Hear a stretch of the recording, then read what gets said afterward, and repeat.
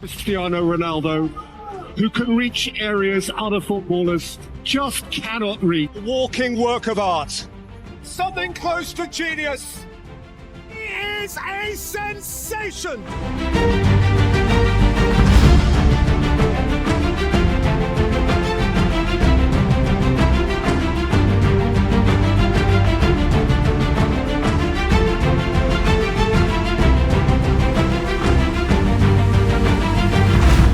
There are legends in sport. And then there's Cristiano Ronaldo, a man who didn't just climb the mountain of greatness, he rebuilt it, brick by brick, with nothing but his will. Born on February 5th, 1985, in Madeira, Portugal, Cristiano Ronaldo dos Santos Aveiro entered the world in a small tin-roofed house, the youngest of four. His father worked as a part-time kitman and gardener. His mother cooked and cleaned to keep the family afloat. They had little, but what they did have was enough for Ronaldo to begin dreaming. He wasn't born into a football dynasty or a sports-obsessed city. He was born into poverty. He shared a room with his siblings and often skipped meals because there simply wasn't enough food. But even then, Cristiano had a spark, a hunger, not for food, but for greatness. He used to tie old rags into a ball and kick them for hours in the narrow alleyways of Funchal. And when he played like the world was watching. By age 8, he joined Andorinha, the local club where his father worked. At 10, he moved to Nacional. And then came the trial that would change everything. Sporting CP, one of Portugal's biggest clubs, invited him to Lisbon. He was only 12, alone, uprooted from everything he knew. It was more than culture shock. Ronaldo cried every night, homesick, bullied for his island accent and thin frame. His teammates mocked him. But every day, while others rested, he trained. More touches, more sprints, more shots. If he couldn't beat them with strength, he would beat them with obsession. At 15, he was diagnosed with a racing heart. Doctors warned it could end his career before it started. He underwent surgery and returned to the pitch within days. Because Cristiano never had a plan B, there was only football. And he was willing to suffer for it. By 16, he was playing for Sporting's U16s, U18s, B team, and first team, all in one season. That rise alone would have been a career for most. But Ronaldo was just getting started. Then came the summer of 2003, a friendly match between Sporting and Manchester United. Sir Alex Ferguson, one of football's most legendary managers, had heard whispers of a teenager causing chaos on the wings. What he saw that night changed the course of history. Ronaldo humiliated United's defenders. His stepovers, speed, and confidence were jaw-dropping. At halftime, United's players begged Ferguson to sign him. Days later, Cristiano became the most expensive teenager in Premier League history. At just 18, he landed in Manchester and was handed the iconic number 7 shirt, worn by George Best, Eric Cantona, and David Beckham. The message was clear: we expect magic. And at first, he gave them glimpses. He dazzled fans with tricks, flair, and flashes of brilliance. But he was raw, selfish, inconsistent. English defenders kicked him, mocked him, tried to intimidate him. He built muscle. He studied the game. He trained like no one else. He stayed late after practice, obsessed with progress, obsessed with perfection. Sir Alex Ferguson became more than a manager. He became a father figure. He protected Ronaldo, disciplined him, pushed him, and slowly the boy became a machine. By 2006, he had become one of the most electric wingers in Europe. But then came the World Cup. Portugal faced England in the quarterfinals. Ronaldo's club teammate, Wayne Rooney, was sent off for a stomp. Ronaldo was accused of influencing the red card. Cameras caught him winking at the bench. England turned on him. He became a villain overnight. Even United fans questioned their star. It would have broken most players, but Ronaldo used the hate as fuel. The 2006-07 season was his revenge tour.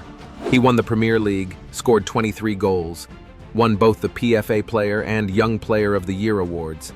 No player had done that since 1977. But he was just warming up. In 2007, Ronaldo became a phenomenon. He scored 42 goals, won the Premier League again, And then came the Champions League final in Moscow. Ronaldo scored a towering header, missed his penalty in the shootout, but United won. He lifted the trophy, tears in his eyes. A year that began in controversy ended in glory. He also won the Ballon d'Or, his first. At just 23, he was officially the best player in the world. In 2009, Real Madrid came knocking. The club of legends, Di Stefano, Zidane, Raul. For 94 million euros, Cristiano became the most expensive player in history. The weight of the white shirt crushed many before him. But Ronaldo didn't bend. He exploded. 450 goals in 438 games, 4 Champions League titles, 2 La Ligas, 4 more Ballon d'Ors. He broke record after record, hat-tricks, long-range goals, headers, free kicks, weak foot, strong foot, didn't matter. And while Messi was his equal in talent, Ronaldo's weapon was his discipline. While others posted vacations, he posted workouts. While others declined with age, he sharpened. But it wasn't all trophies. In 2016, he wrote the most emotional chapter yet. Portugal reached the Euro final.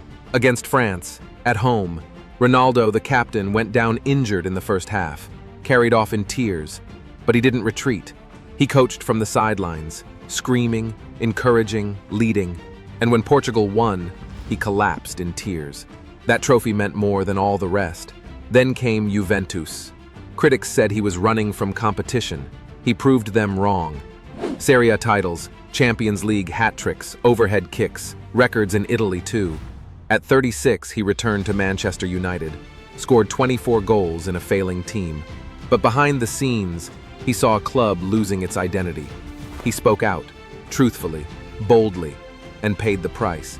In 2022, after a public fallout, he left United and signed with Al Nassr in Saudi Arabia. The football world scoffed. He smiled. He knew exactly what he was doing. Since then, he's become the face of a footballing revolution in the Middle East. He drew global attention to the Saudi Pro League. Other stars followed, stadiums filled, broadcasting deals expanded. He wasn't just playing anymore. He was reshaping football's geography. And even now, at 40 years old, Ronaldo is still scoring, still sprinting, still winning. He holds the record for the most international goals, most Champions League goals, most appearances, most hat-tricks. And he's still not done.